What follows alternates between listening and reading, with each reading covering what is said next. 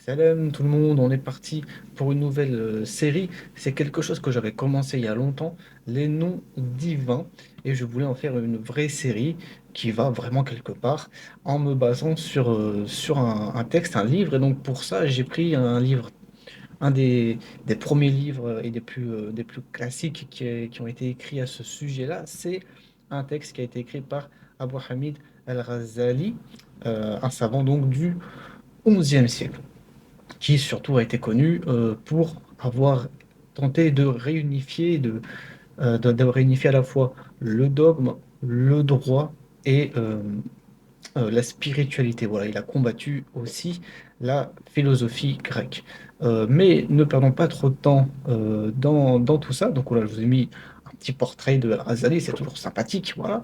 On s'intéresse ici à son livre, le livre qu'il a écrit sur les noms divins et qui s'appelle El-Maqsad El-Asna. El-Maqsad, c'est l'objectif, le but, la visée, et El-Asna, c'est-à-dire la visée la plus élevée. Voilà, viser haut, viser loin, toujours plus loin. Et donc, on y va pour cette première partie, Al-Faslul Awwal. Au début, on est donc dans Sharh Ma'ani Asma'illahi At-Tis'ati wa Tis'in. Donc, on est dans l'explication, Sharh, Ma'ani, c'est l'essence. L'essence de quoi? Des noms divins, les noms d'Allah.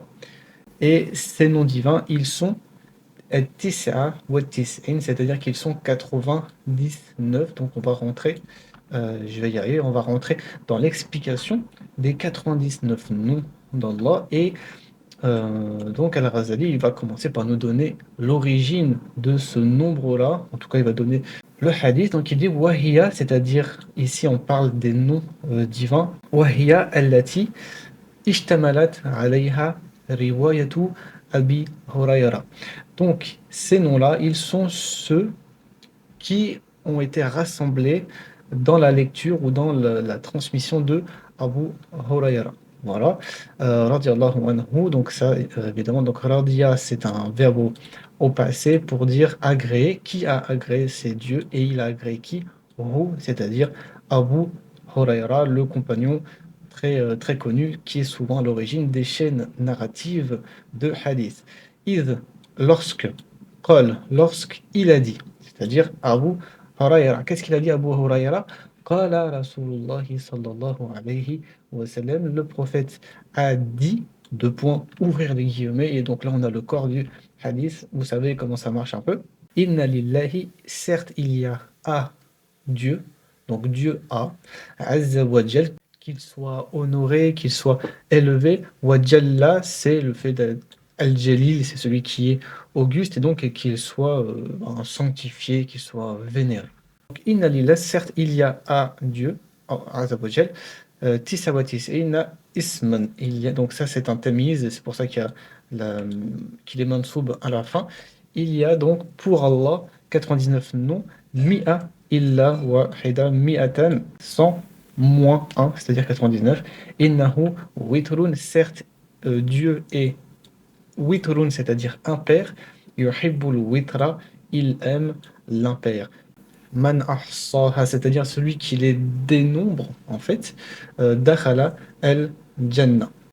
Et après, il arrive donc avec la liste des 99 noms. Huwallahu alladhi la ilaha illa hu, ar-Rahman ar-Rahim al-Malik, etc. Donc, on va pas tous les lire. Ce qui va nous intéresser, nous, maintenant, c'est la suite.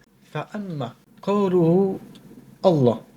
Et quant à la parole de lui, c'est-à-dire quant à sa parole, Allah, donc c'est le nom qu'il nous a transmis et par lequel on l'évoque, en fait, Allah, là il s'intéresse à son premier nom, en fait, Allah. Fahuwa ismun lil mawjudi al-haqqi. Il est un nom pour nommer l'existant, le vrai, pour nommer le véritable existant, l'être qui véritablement est existant par lui-même et qui n'a pas besoin d'un autre pour exister. Donc al-jami', jama'a, quelque chose, c'est le fait de rassembler. Donc c'est un nom qui désigne celui qui rassemble toutes les caractéristiques, sifat, al-ilahiyya, de la divinité. Al-man'out, c'est-à-dire celui qui est qualifié. An-na'at, c'est as-sifa. C'est les deux sont des synonymes. Donc c'est celui qui est caractérisé par les caractéristiques de quoi? De ar-rububiyya, c'est-à-dire la seigneurie. Al-mutafarrid, c'est-à-dire celui qui est l'unique avec ou par al-wujud, c'est-à-dire l'existence, celui qui se caractérise en fait par l'existence al-haqiqi, c'est-à-dire l'existence véritable. Inna kulla mawjudin, certes, tout existant, tout être existant, siwahu, c'est-à-dire à part lui, en dehors de lui, comment il est, cet existant qui est en dehors de lui, il est Royulu mustahiqil wujudi bi dhatihi, c'est-à-dire qu'il ne mérite pas la présence, il ne mérite pas l'existence bi dhatihi. Al-dhat, c'est l'essence, et on a le bi devant, donc par l'essence de lui, par sa propre essence. Personne en dehors de lui ne mérite d'être existant par sa propre essence. Il va expliquer ce que ça veut dire juste après. Wa innama, c'est-à-dire, donc innama, c'est une particule de restriction, ça veut dire seulement. Donc on va regarder la phrase déjà sans le innama. Istafada, ça veut dire le fait de profiter. Istafada le wujud, profiter de quoi? De l'existence. Minhu, c'est-à-dire de lui. Donc il profite avec la particule de restriction, il ne profite, il ne fait que profiter d'une existence qui vient de lui, c'est-à-dire qui vient de Allah. Nous ne profitons que d'une existence qui émane de lui. Fahuwa min haythu dhatihi halik. Donc là, huwa, on parle de siwahu, c'est-à-dire celui qui est en dehors de Dieu. Il est min haythu, c'est-à-dire vis-à-vis de sa propre essence. Il est, cet être en dehors de Dieu, il est halik, c'est-à-dire qu'il est périssable, mourant. Wa min al-jiha. Al-jiha, c'est-à-dire une direction. Ici, ça va être un point de vue. Et du point de vue, allati, qui, tali, hi. Alors, tali, voilà, yali, ça veut dire suivre. Et hu, ici, dans le contexte, c'est Dieu. Donc, du point de vue qui le relie à lui, c'est-à-dire du point de vue qui le relie à Dieu, alors cet être-là qui est en dehors de Dieu, il est existant. Il n'est existant que par rapport à son lien avec le divin. Sinon, en lui-même, lui tout seul, il est mourant, il est halik. Fakullu mawjoud, donc tout être existant, halik, tout être existant est périssable, sauf illa wajhuhu, son visage, sa face, c'est-à-dire la face de Dieu. Donc tout être existant est périssable, sauf Dieu.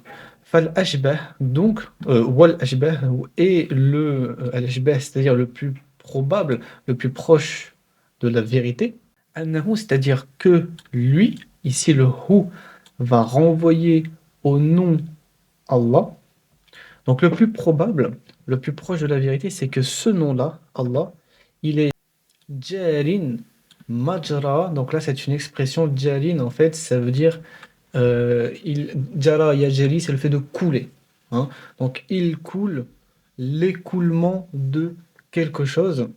C'est une expression pour dire suivre le même cours, le même développement que. Voilà, donc on suivre la même logique que si on veut. Donc le plus probable, c'est que ce nom-là, c'est-à-dire le nom de Dieu, comme j'ai dit, il suit le même écoulement que Esma ou l'A'lam, c'est-à-dire que les noms propres.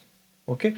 Et ça, cette conclusion-là, on l'a eu, ou en tout cas il l'a eu, fidalala, dans l'indication ala hadal mana, de ce sens-là. Donc c'est-à-dire en suivant et en comprenant et en continuant la logique de ce sens-là qu'il vient d'établir, c'est-à-dire que aucun être en dehors de Dieu n'est existant par lui-même, mais par la simple existence de Dieu qui, elle, est absolue et véritable.